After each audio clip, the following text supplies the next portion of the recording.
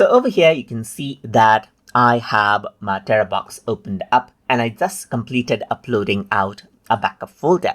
If I want to go ahead and add in backup folder or see the transfer progress, then I can actually go around over here onto transfer. Then I will be able to see what progress has been completed and what is uploading.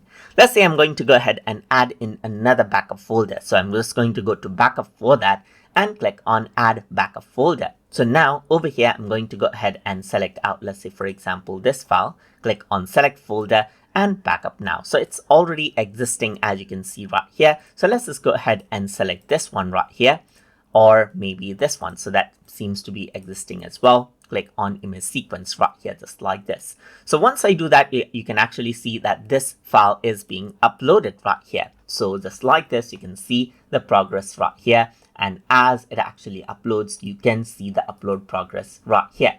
So now I can actually go ahead and right click right here and pause all the tasks right here in order for it to pause the upload progress as well. You can also go ahead and right click right here, just like this, to pause all tasks right here, or click on start all tasks to go ahead and resume it.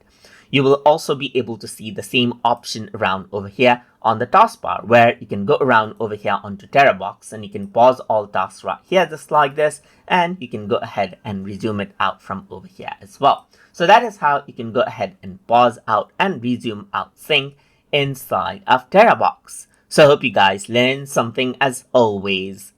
And as always, please like, comment, share, and subscribe.